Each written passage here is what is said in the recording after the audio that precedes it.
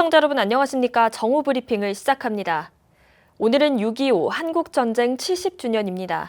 한국에선 70주년 기념식이 진행됐습니다. 도널드 트럼프 대통령은 기념식 영상 메시지를 통해 유엔 참전국을 비롯해 많은 도움을 준 모든 분들께 우리가 합심해 이룬 성과는 실로 대단하다는 말씀을 드리고 싶다고 전했습니다. 또 공산주의를 막기 위해 용감하게 싸운 모든 분들께 감사와 경의를 표한다고 말했습니다. 이날 기념식에는 트럼프 대통령을 포함한 22개국 유엔 참전국 정상들이 보낸 영상 메시지가 공개됐습니다. 한편 트럼프 대통령은 오늘 6.25 전쟁 70주년을 맞아 워싱턴 DC의 한국전 참전 용사 기념공원을 방문해 기념비에 헌화할 예정인 것으로 알려졌습니다. 한반도뿐만 아니라 미국에서도 한국전쟁은 역사적인 사건으로 여겨집니다. 당시 미군 3만 6천 명이 한국전쟁에서 희생됐습니다. CNN은 한국전쟁 70주년을 맞아 당신이 아마도 몰랐던 한국전쟁이라는 기사를 전했습니다. 미국인들의 많은 희생이 있었지만 2차 세계대전 직후 벌어진 한국전쟁은 미국인들에게 주목받지 못한 측면이 있다고 말했습니다. CNN의 관련 기사엔 한국전쟁에 대해 잘 알려지지 않은 사실 5가지가 언급됐습니다. 미군은 평양을 점거했었고 미국은 제2차 세계대전 때 사용한 폭탄량보다 많은 63만 5천 톤의 폭탄을 북한에 투하했으며 김일성은 남침을 위해 1년이 넘도록 중국과 러시아를 설득했고 한국 전쟁이 대만의 공산화를 막았으며 수만 명의 미군이 한국 전쟁에 참전했지만 미국은 한 번도 전쟁을 선언한 적이 없다고 CNN은 밝혔습니다. 서부 아프리카 베냉 공화국 앞바다에서 한국인 선원 5명이 탄 배가 괴한들의 공격을 받아 이들을 포함한 총 6명이 피랍됐습니다. 25일 대한민국 외교부에 따르면 베냉 공화국 남방 약 60해리 111.1km 해상에서 발생했습니다. 현지 시간 24일 오후 3시 40분쯤 참치잡이 조업 중이던 가나 국적어선 994톤급 파노피 프런티어호가 신원 불상의 납치 세력의 공격을 받았습니다. 해당 어선에는 한국인 5명을 포함해 총 30명이 타고 있었으며 한국인을 제외하고는 모두 가나인인 것으로 알려졌습니다. 외교부는 국내 관계기관, 주재국 관계당국과 긴밀한 공조를 통해 우리 국민의 조속한 석방을 위해 최선을 다할 예정이라고 밝혔습니다. 미국의 어제 하루 신규 확진 환자 수가 팬데믹 이후 최고치를 기록했습니다.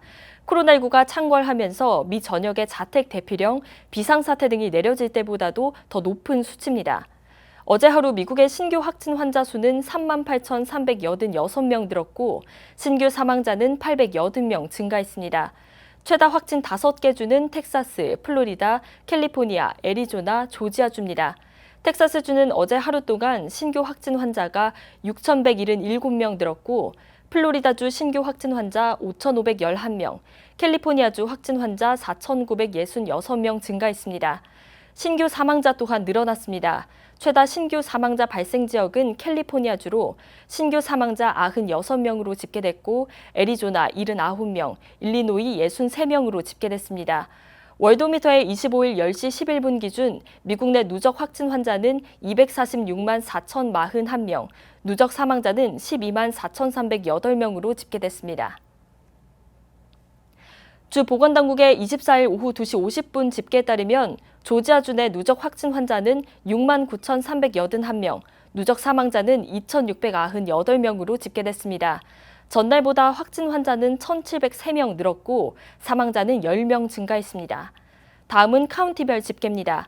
귀네 카운티의 경우 전날보다 확진 환자가 400명 증가해 7,306명, 사망자는 164명, 풀턴 카운티 확진 환자는 전날 대비 167명 증가해 6,052명, 사망자는 302명, 디케 카운티 확진 환자는 전날 대비 251명 증가한 5,158명, 사망자 166명으로 집계됐습니다. 조지아주 내 확진 환자 증가세가 역대 최고치를 기록하자 조지아주 지도자들이 마스크 착용을 강조하고 있습니다. 브라이언 캠프 주지사는 조지아주의 코로나19 대응이 안정적인 상태지만 최근 확산세가 가파르게 늘고 있는 만큼 마스크 착용과 사회적 거리 두기를 권장한다고 말했습니다. 카이사 바톰스 애틀랜타 시장은 마스크를 착용하는 것이 가장 이타적인 행동이라고 말하며 마스크 착용의 중요성을 강조했습니다. 연방식약청 FDA와 연방농무부는 공동 성명을 통해 식품이나 식품 포장을 통한 코로나19 감염에 대해서 증거가 없다고 말했습니다. 또한 코로나19 확산에 대한 우려로 식품 무역을 제한하려고 하는 일부 국가들의 결정에 대해 비과학적이라고 발언했습니다. 이날 성명은 중국 정부가 최근 베이징 코로나19 집단 감염의 진원지로 지목된 신파디 시장의 도마에서 바이러스가 검출된 후 수입 식품에 대한 검역 조치를 강화한 가운데 나왔습니다. SB 408 법안이 주상원을 통과해 주지사의 서명만 남겨놓고 있습니다. SB 408 법안의 주요 골자는 조지아주 실직자들의 실업수당 수혜 기간을 기존 14주에서 26주로 연장하는 내용입니다. 특별히 SB 408 법안은 워크쉐어링 프로그램을 도입해 고용주가 해고를 피하기 위해 직원들의 근무 시간을 줄일 경우 해당 직원의 줄어든 수입만큼 실업수당을 지급할 수 있도록 허용하고 있습니다. 그러나 이런 법이 고용주들에게는 더욱더 경영 악화를 가져올 수 있다며 연방 지원금을 통해 소상공인들이 직원 채용 비용으로 사용하는 것도 함께 추진해 줄 것을 요청한 바 있습니다. 현재 연방의회에는 두 가지 경찰개혁 법안이 논의되고 있습니다. 하나는 민주당 하원 주도로 만들어진 법안이고 또 하나는 공화당 상원 주도로 만들어진 법안입니다. 공화당 상원 법안은 어제인 24일 상원에서 표결을 진행했으나 통과에 필요한 60표를 얻지 못하며 불발됐습니다.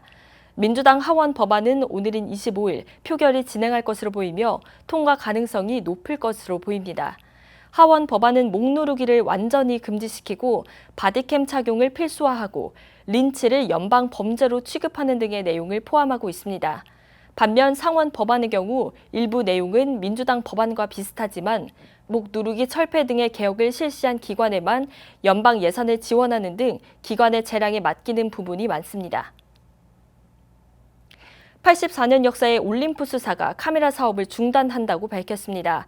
BBC의 24일 보도에 따르면 스마트폰 출연 이후 올림푸스사는 니콘이나 캐논 등 DSLR 카메라에 집중한 것과는 달리 미러리스 카메라를 타깃으로 했지만 결국 카메라 사업 포기로 이어졌습니다. 향후 올림푸스는 의료 사업과 사이언스 솔루션 사업을 중심으로 사업을 개편해 의료기업으로서 입지를 더 공고히 할 것으로 알려졌습니다. 이상으로 정오브리핑을 마칩니다. 시청해주신 여러분 고맙습니다.